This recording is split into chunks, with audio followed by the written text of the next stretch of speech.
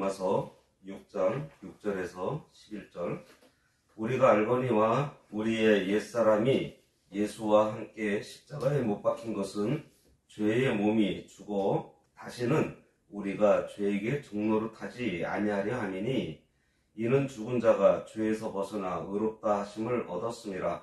만일 우리가 그리스도와 함께 죽었으면 또한 그와 함께 살 줄을 믿노니 이는 그리스도께서 죽은 자 가운데서 살아나셨음에 다시 죽지 아니하시고 사망이 다시 그를 주장하지 못할 줄을 알미로다. 그가 죽으심은 죄에 대하여 단번에 죽으심이요 그가 살아계심은 하나님께 대하여 살아계심이니 이와 같이 너희도 너희 자신을 죄에 대하여 죽은 자요 그리스도 예수 안에서 하나님께 대하여는 살아있는 자로 여길지어다. 아멘. 오늘 말씀의 제목은 그리스도와 연합된 자가 할 일입니다. 지난주에는 성도가 그리스도의 할례를 받음으로 그리스도와 연합되었다고 한 것은 예수님께서 성도들의 모든 죄를 짊어지시고 십자가에서 우리를 대신해서 죽으셨고 내가 장사될 것을 예수님께서 대신 장사되신 사실을 믿음으로 예수님께서 부활하신 생명이 나와 연합되어 내 영이 살아나서 영생을 누리게 된 것이라고 했습니다. 오늘 말씀은 이렇게 그리스도와 연합된 성도가 해야 될 일에 대해서 살펴보도록 하겠습니다. 6절. 우리가 알거니와 우리의 옛사람이 예수와 함께 십자가에 못 박힌 것은 죄의 몸이 죽어 다시는 우리가 죄에게 종노릇하지 아니하려 함이니 그랬습니다. 여기서 우리는 로마서를 쓴 바울 자신을 비롯해서 로마서의 수신자인 로마 교회 교인들 그리고 로마서의 궁극적인 독자인 모든 그리스도인들을 가리키고 있습니다. 여기서 알거니와 라고 하는 것은 이해한다, 인식하고 있다는 뜻으로 경험적인 지식을 말하고 있어요. 사실 우리의 옛사람이 죽고 새 사람이 사는 것은 직관적으로 알 수 있는 것이 아닙니다. 실제적인 신앙생활을 통해서만 알 수 있어요. 더욱이 이론으로만 알아서는 경건의 모양은 흉내낼 수 있겠지만 경건의 능력은 발휘할 수 없는 것입니다. 옛사람은 죄의 몸과 같은 것으로 정죄 아래에 있던 거듭나지 못한 자, 즉 죄의 종노릇 하던 사람을 가리켜요. 이것은 예수 믿고 의롭다 하심을 얻은 새로운 자, 성령으로 거듭난 자, 즉 죄에서 자유함을 얻은 새 사람과 대조되고 있습니다.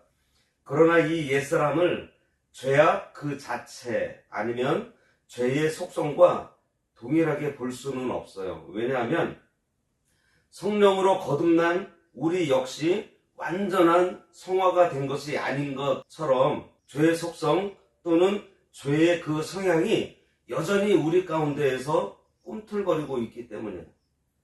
그러므로 사도 바울도 내 속사람으로는 하나님의 법을 즐거워하는데 내 지체 속에서 한 다른 법이 내 마음의 법과 싸워 내 지체 속에 있는 죄의 법 아래로 나를 사로잡아 오는 것을 본다고 로마서 7장 22절과 23절에서 고백하고 있습니다.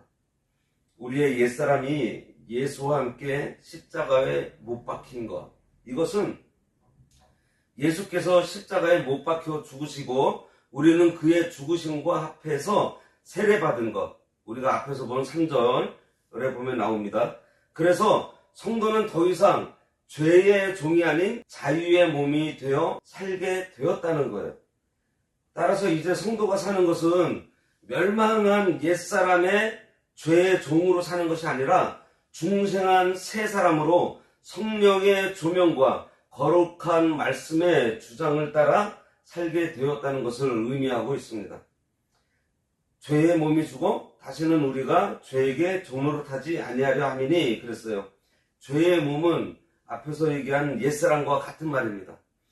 그래서 이것은 인간의 육신 자체가 죄악되거나 죄악 덩어리라는 의미가 아니에요. 만일 그렇다면 너희 몸은 너희가 하나님께로부터 받은 바 너희 가운데 계신 성령의 전이라고 한 성경 말씀과 이게 상충이 됩니다. 그래서 이것은 어디까지나 죄의 주관 아래에 예속되어 있던 인간을 의미하고 있다는 것을 우리가 알 수 있습니다. 다음으로 죽어 다시는 이라고 되어 있는데요. 이전 성경에는 멸하였다라고 되어 있어요. 그래서 이 의미는 이미 완전히 소멸되어 버렸다는 것입니다. 예수 그리스도께서 십자가상에서 대속의 죽음을 당하심으로 죄의 저주 아래에 있던 우리는 단번에 자유하게 된 것을 말하고 있어요.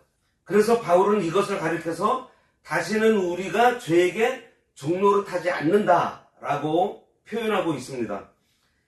죄의 지배 아래에 예속되어 있는 자는 어쩔 수 없이 죄에게 종노릇할 수밖에 없지만 성도들은 예수와 연합해서 의롭다 하심을 얻은 자들이기 때문에 법적으로 더 이상 죄의 종이 아닌 죄에서 노임을 받은 자들이 된 것이에요. 성도에게는 그 죄의 역사가 죽었어요. 죽어서 다시는 그 일을 하지 못하게 된다고 한 것입니다. 그리고 성령의 인도하심을 받은 가운데 날마다 그리스도의 장성한 분량까지 자라기를 힘쓰니 실제적으로도 더 이상 죄의 종이 아니에요. 우리 성도들은. 물론 그렇다고 해서 이 말이 성도는 죄를 지을 가능성이 전혀 없다는 것은 아닙니다. 7절에 보면 이는 죽은 자가 죄에서 벗어나 의롭다 하심을 얻었다 그랬어요. 죽은 자가 단수인 점에 근거해서 십자가에 달려 죽으신 예수 그리스도를 가리킨다고 이해할 수 있습니다. 하지만 예수님께서는 근본 죄가 없으신 분이기 때문에 죄에서 벗어난다거나 다시 의롭다함을 얻을 필요가 없는 분이세요. 따라서 이러한 이해는 잘못된 것입니다. 그래서 여기서 죽은 자는 예수님과 함께 십자가상에서 죽은 자를 말해요. 죽은 자는 대표적 단수로서 그리스도의 대속적인 죽음을 믿고 그 피의 공로를 힘입은 모든 성도들을 가리키고 있는 것입니다. 이러한 사실은 죄에서 벗어난 것이 문자적으로 의롭다고 선언받았다, 의롭다함을 얻었다는 뜻에 의해서도 뒷받침되고 있습니다. 즉 이것은 법적인 용어로서 형을 집행당한 자가 형벌을 받음으로써 법의 요구를 충족시켰다는 의미에서 비롯된 단어라는 것을 알아야 합니다.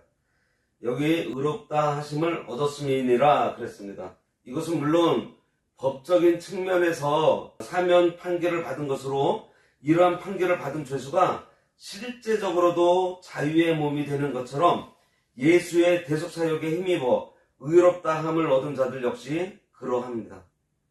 그리스도 예수 안에서 자유함을 얻은 성도들은요, 성령께서 그 마음을 주장하시기 때문에 다시는 죄의 종노릇하는 처지로 되돌아갈 수 없을 뿐만 아니라 스스로도 하나님의 뜻에 순종하기 위해서 자신을 단속하게 되는 거예요.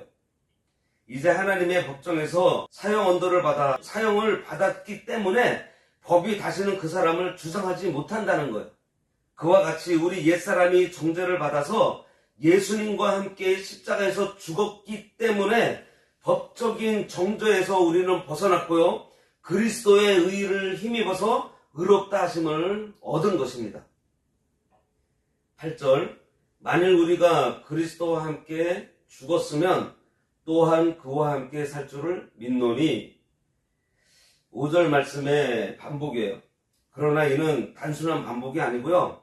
5절이 그리스도와 연합한 자의 결과라면 이 말씀은 오늘 본문 11절에 성도들이 자신을 죄에 대하여 죽은 자요 그리스도 예수 안에서 하나님을 대하여는 산자라 여겨야 하는 이유를 밝히기 위해서 지금 서론적으로 지금 끌고 들어온 것입니다. 성도는 그리스도의 죽으심과 연합해서 죽은 것처럼 또한 그리스도의 부활과 연합해서 그리스도와 함께 살아나서 새 생명을 받아 살게 된 자들입니다. 장차 죽어도 다시 부활하여 살 뿐만 아니라 세상에서 육신이 사는 동안도 주님으로부터 받은 새 생명의 역사로 날마다 살게 되는 것이에요. 고린도후서 4장 16절에 보면 그러므로 우리가 낙심하지 아니하노니 우리의 겉사람은 낡아지지만 우리의 속사람은 날로 새로워진다 그랬습니다. 9절 이는 그리스도께서 죽은 자 가운데서 살아나셨음에 다시 죽지 아니하시고 사망이 다시 그를 주장하지 못할 줄을 알미로라. 예수님께서는 단 한 번에 하나님께서 택하신 모든 자들을 위한 대속 사역을 온전히 이루셨습니다. 그리고 그 효력은 영원해요. 그러므로 우리의 죄를 위해서 다시 죽으실 필요가 없어요. 만약에 예수님께서 다시 죽는 일이 발생한다면 그것은 예수님께서 이루신 그 구속사역이 충분하지 않다는 얘기입니다.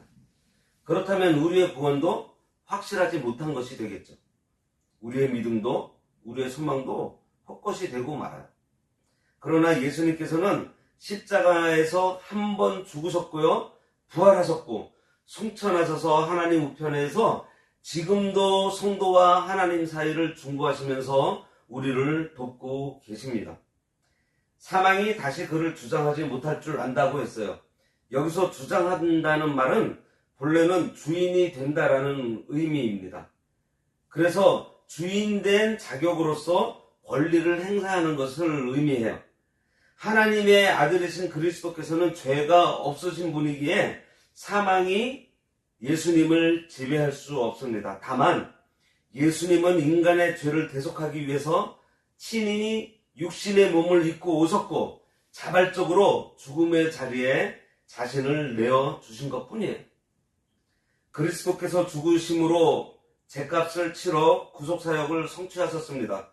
그리고 다시는 죽지 않은 생명으로 부활하셨기 때문에 사망이 다시 그리스도를 주장하지 못하게 되었다는 것으로 보아서 그리스도의 구원은 완전한 구원이라는 거예요.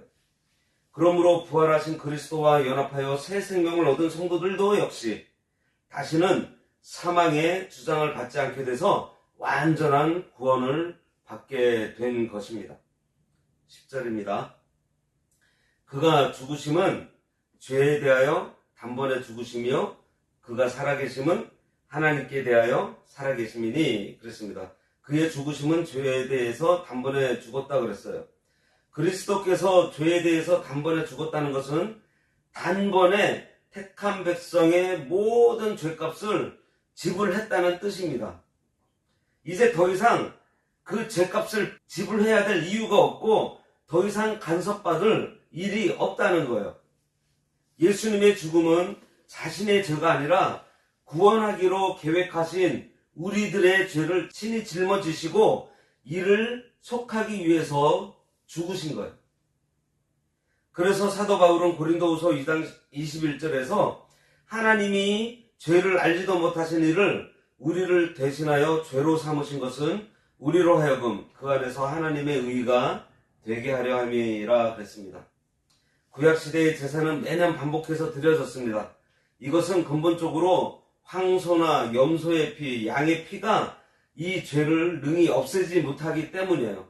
히브리서 10장 4절에 이는 황소와 염소의 피가 능히 죄를 없이 하지 못한다고 기록하고 있습니다. 그러나 예수님께서는 친히 자신의 몸을 희생제물로 바쳐서 인간의 죄를 속하는 제사를 십자가에 드림으로 단 한 번에 종결 지으셨어요. 이에 관해서 히브리서 기자는요 9장 13절과 14절에서요 염소와 황소의 피와 및 암송아지의 죄를 부정한 자에게 뿌려 그 육체를 정결하게 하여 거룩하게 하거든 하물며 영원하신 성령으로 말미암아 흠없는 자기를 하나님께 드린 그리스도의 피가 어찌 너희 양심을 죽은 행실에서 깨끗하게 하고 살아계신 하나님을 섬기게 하지 못하겠느냐라고 언급하고 있습니다. 그런 의미에서 단번에는 어떠한 수적인 것을 단 한 번 이것뿐만이 아니라 그 한 번의 효력이 영원히 지속되고 있다는 것을 강조하고 있는 것입니다. 예수님의 단 한 번의 죽으심으로 과거와 현재와 미래의 모든 죄값을 다 지불했기 때문에 다시 반복해서 죽을 필요가 없고 단 한 번의 죽으심은 영원하고 완전한 효력을 갖고 있다는 것을 말씀하고 있는 거예요. 그 다음에 그가 살아계심은 하나님께 대하여 살아계심이니 그랬습니다. 하나님께 대하여는 앞에 있는 죄에 대하여 하고 대조되고 있죠. 이것은 하나님 안에서 또는 하나님으로 말미암아라는 의미도 있지만 하나님의 영광을 위하여라는 의미가 더 강하다고 볼 수가 있습니다. 예수님께서는 인간을 구원하기로 계획하신 성부 하나님의 뜻에 복종하셨고요. 하나님의 영광을 위해서 자발적으로 십자가에서 달려 죽으시고 또한 하나님의 영광을 위해서 부활하셨습니다. 이것은 요한복음 17장 4절에서 아버지께서 내게 하라고 주신 일을 내가 이루어 아버지를 이 세상에서 영화롭게 하였사오니 라고 말씀하신 예수님 자신의 말씀에 의해서도 명백하게 입증되고 있습니다. 또한 그리스도의 부활의 생명은요, 죄와는 상관이 없게 되었으므로 하나님과의 관계만 가지게 되었고 이제는 죄에 대하여는 일체에 반응하지 않고 하나님께 대하여만 반응하게 되었다는 것입니다. 그러므로 그리스도와 연합된 우리도 그와 같게 되었다는 거예요. 11절입니다. 이와 같이 너희도 너희 자신을 죄에 대하여는 죽은 자요 그리스도 예수 안에서 하나님께 대하여는 살아있는 자로 여길지어다.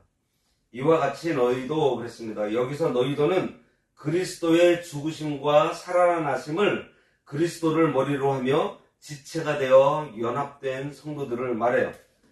죄에 대하여 죽은 자라 그랬습니다. 이는 죄에 대하여 죽으심으로 단번에 이루신 그리스도의 피의 공로로 인해서 이것을 믿는 성도는 죄인의 신분의 자유함을 얻은 것은 물론이고요. 실제적으로도 자기 속에 있는 죄의 성향을 죽이고 날마다 하나님께 순종함으로 성화되는 과정에 있는 상태라는 것을 의미해요. 그리스도 예수 아니라 그랬습니다. 헬라어 성경에서는요, 이 말이 원래 본절 제일 마지막 부분에 위치하고 있으면서 죄에 대하여 죽은 자와 하나님을 대하여는 산 자의 모두에게 연결되고 있다는 것을 알리고 있습니다. 사실 예수께서 죽으신 것은요, 우리의 죄를 대속하기 위함이고요. 예수님께서 부활하신 것은 하나님을 영화롭게 하기 위해서 부활하신 거예요. 이에 성도인 우리도 그리스도의 죽으심과 합해서 우리의 옛사람을 죽이고 또한 그리스도의 부활하심 안에서 다시 살아 영적으로 하나님을 대할 수 있게 되었습니다. 그러므로 그리스도 예수 안에서라는 성도의 구원의 문제에 있어서의 예수 그리스도와 성도는요, 절대 분리되지 않는다는 것을 잘 나타내주는 말이에요. 사도 바울은 이와 관련해서요, 남편이 아내의 머리됨이 그리스도께서 교회의 머리됨과 같음이니 그가 친히 몸의 구주시니라고 머리와 지체 관계로 언급하면서 예수님과 우리의 관계를 설명하고 있습니다. 하나님께 대하여는 살아있는 자로 여길지어다 그랬습니다. 여기 하나님께 대하여는 10절에서와 마찬가지로 하나님의 영광을 위하여 또는 하나님 안에서라는 의미입니다. 여길지어다는 단순한 권고가 아니에요. 반드시 그렇게 여겨야 한다는 명령입니다. 이것은 그리스도의 죽으심과 부활이 헛되지 않아야 하는 것은 물론이고요. 그 같은 사건이 성도를 하나님을 위하여 사는 자로 만들어 놓았기 때문이에요. 그런즉 성도는 육체의 부패성을 죽이는 가운데 자신을 의의 병기로 하나님께 드려야 하고요. 또한 마땅히 그와 같이 살려고 힘써야 하는 것입니다. 이 말씀을 간략하게 정리를 드리면 그리스도의 죽음과 부활로 그리스도와 성도가 연합되었기 때문에 그리스도의 죽음은 내 죽음이 되었고요. 그리스도의 부활도 내가 산 것이니 죽은 자처럼 죄에 대하여는 무감각하고 무감심하고 무반응인 반면에 하나님께 대하여는 반응하면서 살아라 하는 명령이라는 것입니다. 그래서 그리스도와 연합된 우리 성도들은요, 살아있는 자로서 하나님께 반응하며 죄성을 날마다 버리고 성화를 이루어 나가는 그러한 생활을 해야 한다는 것입니다. 기도하겠습니다. 하나님 아버지, 은혜를 감사합니다. 그리스도의 할례를 받아 그리스도와 연합되어서 그리스도의 죽음이 내 죽음이 되고 그리스도의 부활이 내 부활이 된 의인으로 살게 하시고 하나님의 영광을 위해 살게 하심이 참 감사합니다. 그리스도와 연합된 우리는 우리의 죄성을 그리스도와 함께 십자가에 못 박았으므로 죄에 대하여 죽어 반응하지 않게 하여 주시고 그리스도의 부활로 얻은 새 생명으로 하나님과 교통하며 하나님을 위하여 살고 하나님의 영광을 온전히 나타내는 그리스도와 연합된 자의 삶을 살아가도록 아버지께서 친히 우리의 인생을 이끌어 주시기를 간절히 바라옵고 나오며 예수님의 이름으로 기도드리옵나이다. 아멘. 아멘.